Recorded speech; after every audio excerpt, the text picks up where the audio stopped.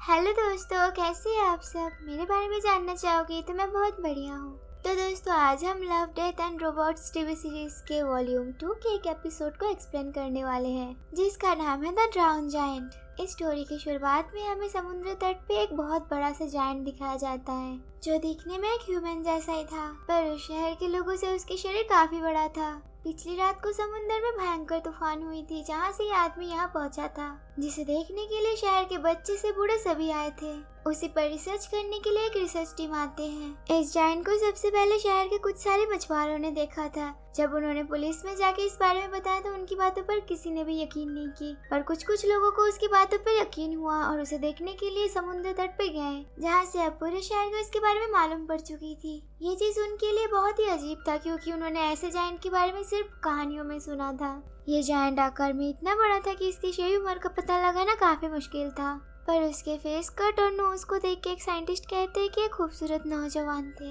वो साइंटिस्ट आगे बढ़ के जब वो जायंट का हाथ देखते हैं तो उसके अंदर उन्हें तालाब दिखता है, क्योंकि उसके हाथ का साइज भी काफी बड़ा था, जिसके अंदर पानी जमने के कारण वो तालाब के साइज का हो गया था। तभी उनमें से एक साइंटिस्ट उस जायंट के नोज पर चढ़ जाती है। ये देख वहाँ मौजूद शहर के लोग भी समझ जाते हैं कि इस जायंट से उनको कोई खतरा नहीं है। अब तो सभी फोटो खींचने के लिए, मस्ती करने के लिए उसके ऊपर चढ़ जाते हैं, पर इस बुजुर्ग साइंटिस्ट का मानना था कि ये शायद अब भी जिंदा है, यानी गहरी नींद में सो रहा है। इस जायंट के ऊपर इस बुजुर्ग साइंटिस्ट का काफी इच्छा होता है, तो इसके बॉडी का आगे का रिसर्च का काम उसी के ऊपर सौंपा जाता है। वो शाम तक वहीं पर बैठ के उस जायंट को घूरे जाता है। शाम होते होते लोगों की भीड़ भी कम हो जाती है वहाँ से, पर उस साइंटिस्ट को तब भी यकीन था कि वो जरूर जागेगा। समय के साथ साथ उस शहर के लोगों का भी इंटरेस्ट उस जायंट के ऊपर से जाने लगा। अब बस कुछ ही बच्चे वहाँ पर आते हैं खेलने के लिए। 3 दिन बाद वो बुजुर्ग साइंटिस्ट स्टीवन वापस से आते उस बॉडी को देखने के लिए, पर वो जायंट तब भी नहीं जागता। समुंदर के पानी से उसकी बॉडी फूलने और सड़ने लगी थी। अब वो और खूबसूरत नौजवान जैसा नहीं दिख रहा था। वहीं पर कुछ लोग उसके बॉडी पार्ट को काटने की प्लानिंग कर रहे थे। शाम को जब सभी लोग वहां से चले जाते हैं तो स्टीवन उस बॉडी के पास जाता है। वो हिम्मत करके उस बॉडी के ऊपर चढ़ता है, पर जब वो उसके पेट के ऊपर चढ़ता है तो वो देखता है कि उसके दूसरे हाथ को ऑलरेडी काट चुके हैं वो लोग, जहाँ से कुछ समुद्री पक्षी उसके हाथ को खा रहे हैं। इसके अगले दिन जब स्टीवन वापस से उस जायंट को देखने जाता है तो वो देखता है कि उसके हाथ पैर सब कुछ कट गए हैं और उसकी बॉडी बुरी तरह से सड़ चुकी है, जिसमें से बदबू आ रही है।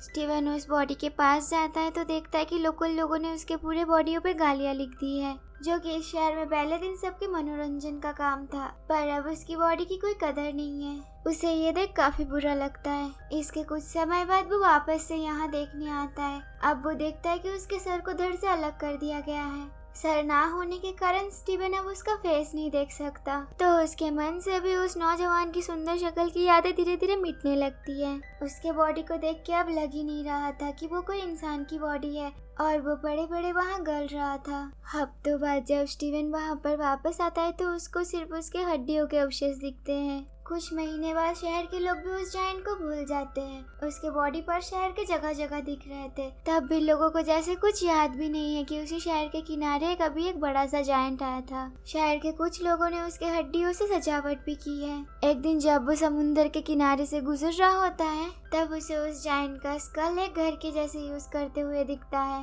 और उसके प्राइवेट पार्ट को सर्कस में दिखाने के लिए स्टोर किया गया था। अब ये हड्डियों के अवशेष उस बड़े से खूबसूरत जायंट का मौजूद होने का एकमात्र सबूत था। वो मछुआरे जिन्होंने इसे पहली बार देखा था समुद्र तट पे, उनके हिसाब से ये समुद्र का बड़ा सा एक जानवर था।